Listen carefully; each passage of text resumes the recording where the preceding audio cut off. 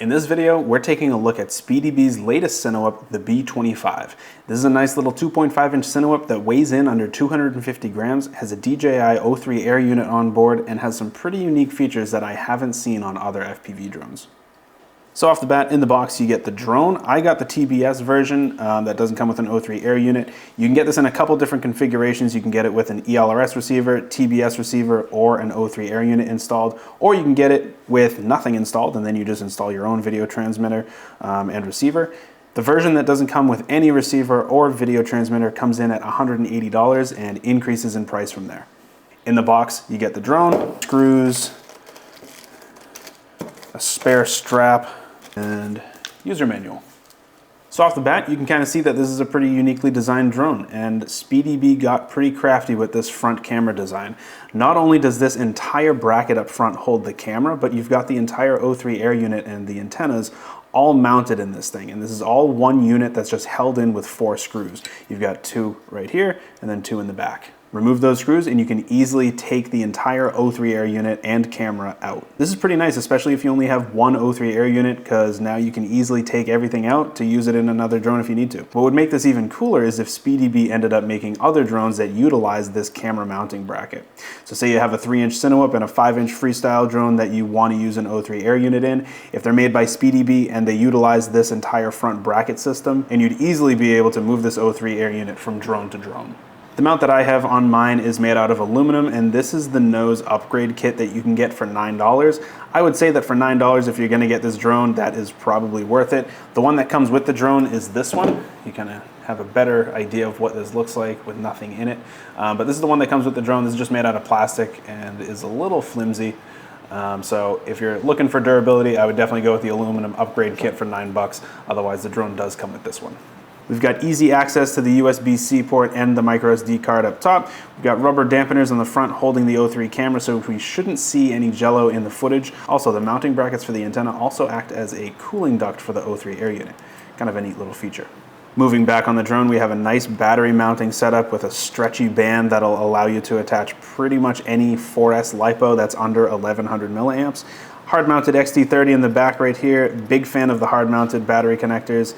Behind that, there's a GPS cage, and this supports a BZ181 4-pin GPS. So this is ultimately another thing that you could take this little cover off. There's 2 screws. You've got one right here, one right here. Take those 2 screws off, this cover comes off, and you can unplug the GPS and use it on another drone if you wanted. But yeah, easy access to the GPS as well. Another cool feature of this little cage back here that holds the GPS is it's our external USB. So the flight controller in this doesn't have a USB on it. It has an external USB, and that is right here. And then you also have a boot button over on the side. Flipping the drone over, we have a pretty cool view of everything that's going on inside. This is a transparent or tinted piece of plastic that protects the electronics inside. You can remove these 4 screws right here to access the flight controller or the PCB that's in the back. The flight controller on board is SpeedyBee's new F405 35 amp all-in-one board with built-in Bluetooth and an external USB-C, like I already mentioned. Like I said earlier, I have the TBS version, so the Immortal T antenna is sitting right here. Everything's all secured to this plastic piece. It looks like the receiver is secured to this. I haven't taken this apart yet to really take a look at it, but the receiver looks like it's mounted to this cover, and then you have the Immortal T antenna right here coming out the sides, and then it goes through the propeller guards.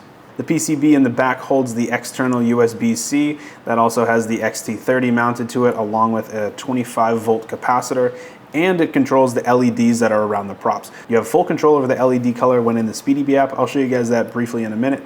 The motors on board are SpeedyBee's 1404 V2 4600 kV motors with tri-blade HQ props.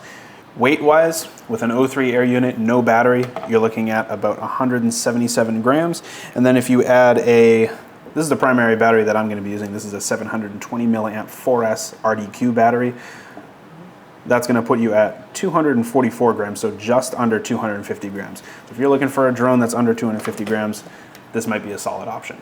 So I kind of mentioned this when I talked about the flight controller, but this drone has built-in Bluetooth, so that means that we don't necessarily have to plug this into a computer to tune it or set up the LEDs or do anything like that. We can do it all through our phone. So I'm going to turn on, I haven't connected to this drone yet at all, so I've got the SpeedyBee app open. I'm going to plug this in, and let's see what kind of options we get. So we'll add a drone, pops right up, we'll connect. So now this has you set up a password for the drone. You don't necessarily need to do this, I'm going to skip it.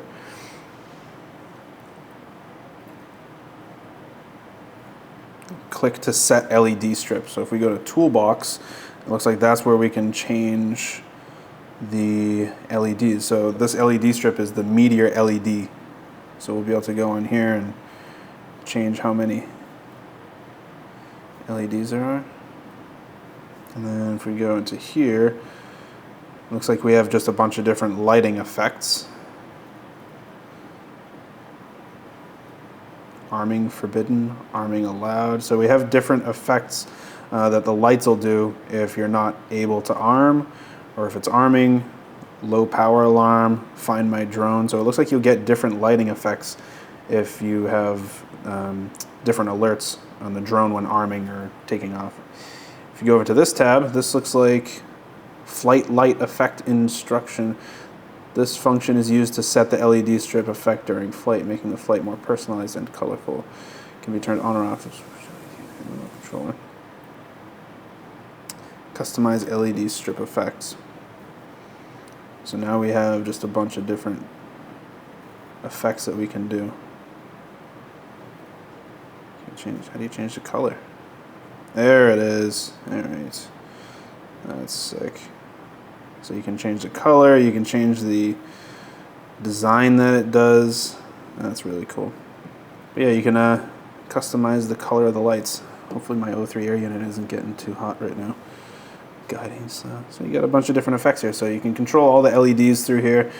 If I move the drone around, you'll see it's reflected on the screen. All right, so yeah, so in addition to the LEDs, the real benefit with SpeedyBee drones is that you can just do all the tuning and any setup stuff through here, and you don't really have to worry about connecting it to a computer. You obviously have the USB if you did need to connect it to a computer, but if you hit expert mode, you can then go into beta flight, and you now have access to everything you would need to tune it. Awesome. There's all my other SpeedyBee stuff. I'm gonna unplug this so my O3 air unit doesn't overheat. So let's take this thing outside and see how it flies.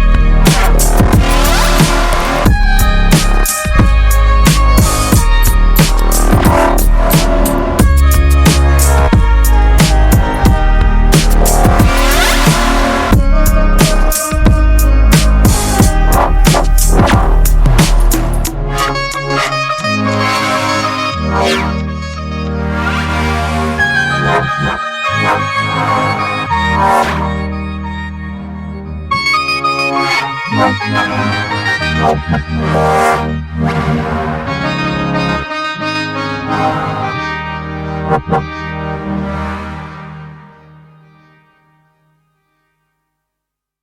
I like this drone a lot more than I expected, to be honest. The drone handles really well, whether you're going for some slow tree exploration or even some indoor shoots.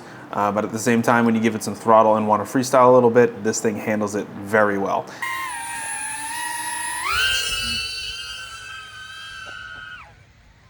Not only that, but the tune on it is really smooth. I noticed some prop wash here and there, but really not too much. So before my flight, I thought for sure that my Race Day Quad 720 4S would fit back here, but it's actually too long. I have a few 4S XT30 lipos, but unfortunately all of the ones that would keep this drone under 250 grams liftoff weight don't fit. So this one does keep it under 250 grams, but then these are the two that I ended up using. This is a 750 milliamp 4S beta FPV battery, and then this is a 650 CNHL 4S lipo.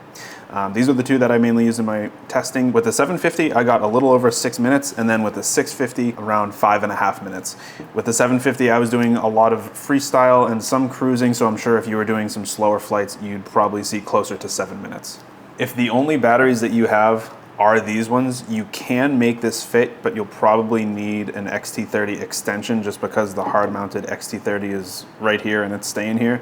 But you can go under here, take this cover off, and you can take these two brackets, rotate it, and then you'll be able to mount your battery sideways like this, as opposed to like this. Just for reference, the back here, you have about 60 millimeters to work with. The batteries that I ended up having to use are 60 millimeters. This one's about 70 millimeters, I think. Yeah, this one's 70 millimeters. So if it's over 60 millimeters, you can't use it on this drone with this orientation of battery mounting. You'll have to take this bottom cover off, take these two, and then rotate it. But you can do that to fit a bigger battery if you need to.